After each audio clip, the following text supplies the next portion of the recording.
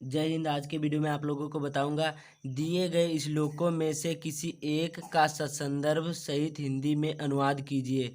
बताऊंगा किस प्रकार से जो श्लोक है उसका अनुवाद किस प्रकार से करते हैं, उसका संदर्भ किस प्रकार से लिखते हैं, चाहे क्लास 10th में हो चाहे 12th में हो, किस प्रकार से लिखना है सभी बताऊंगा। वीडियो में लास्ट तक बनी रहिए।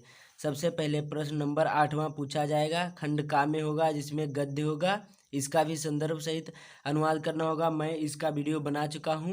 जो खंड खा में है किस प्रकार से इसका खंड का जो गद्यांश के होते हैं संस्कृत में अनुवाद करना और उसका संदर्भ किस तरह से लिखना है, ये सभी मैं वीडियो बना चुका हूँ।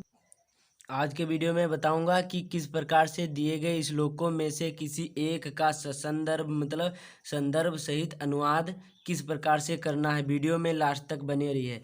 सबसे पहले प्रश्न नंबर 8वां है, खंड का ऐसे डालेंगे। ये 7 नंबर मैंने लिखा हुआ हूँ क्योंकि ये 7 नंबर का पूछा जाता है क्लास 12th में, और 10th में 5 नंबर का श्लोक पूछा जाता है। उसमें खंड का और गा होता है। वो केवल खंड या का मतलब चाहे गद्यांश में लिखे या पद्यांश में एक ही लिखना होता है। उसके लिए 4 अंक निर्धारित होते हैं और इसके जो क्लास 12th के लिए उसके लिए 7 अंक निर्धारित होते हैं। प्रश्नोत्तर 8 और खा जो हो खा डालेंगे और जो का हो तो खा डालेंगे। इस प्रकार से लिखना है। हेडिंग काले और नीले पेन का ही यूज करें। उसके बाद में उत्तर नंबर 7 खा। सबसे पहले लिखेंगे संकेत। संकेत में क्या लिखा जाएगा, ये आप लिखो। 2 पूछे जाएंगे, जो होंगे 2 श्लोक होंगे, उनमें से आपको एक लिखना होगा अथवा करके 2 आएंगे।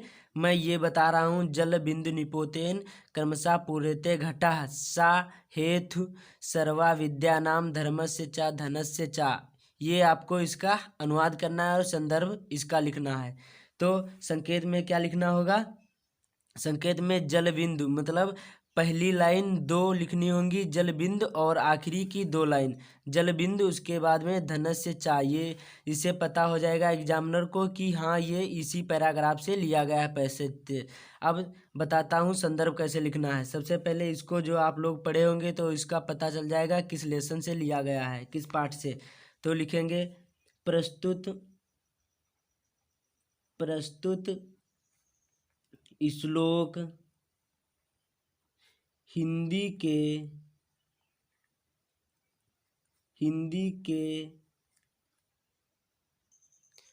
प्रस्तुत श्लोक हिंदी के संस्कृत काले पेन से आपको लिखना होगा।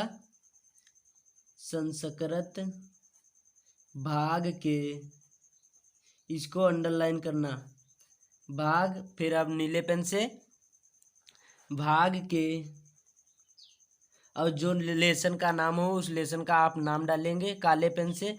ये सुभाषित रत्नान से लिया गया है। भाग के सुभाषित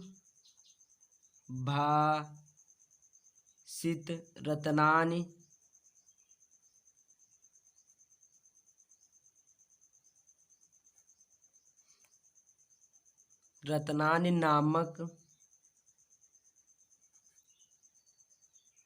पाठ से लिया गया है। चाहे संकलित है, इस प्रकार से आपको संदर्भ लिखना है।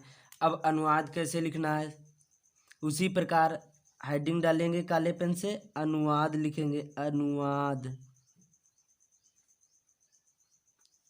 अब इसको अच्छी तरीके से पढ़ना।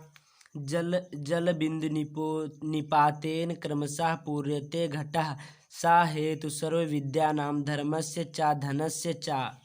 इसका अर्थ है जल बिंदु निपोतेन क्रमशः पूर्यते घटः मतलब जल की एक एक बूंद, जल की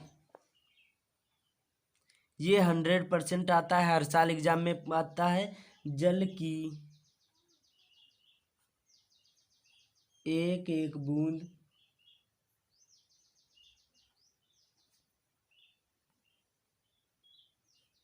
एक एक बूंद गिरने से क्रमशः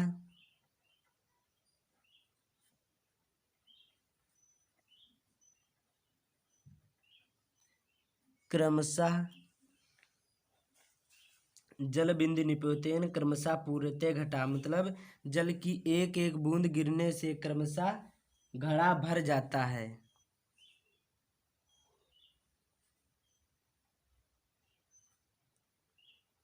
भर जाता है। इतना लिखने के बाद फिर आगे क्या बताता है, सा हेतु सर्व विद्या नाम धर्मस्य च धनस्य च। उसी प्रकार समस्त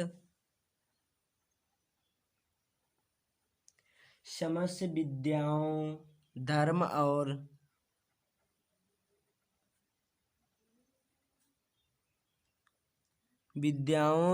और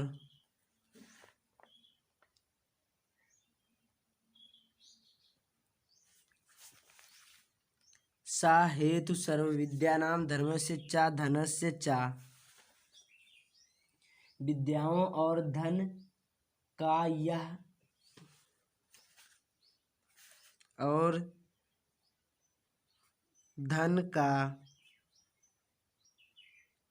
यह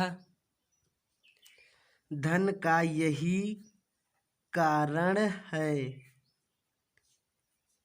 अर्थात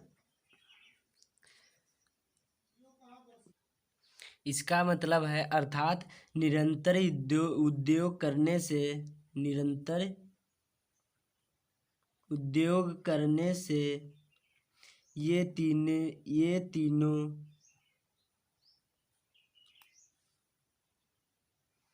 ये तीनों वस्तुएं संग्रहित हो जाती हैं। संग्रहित हो जाते हैं या मिल जाती हैं। संग्रहित हो जाती हैं या मिल जाती हैं।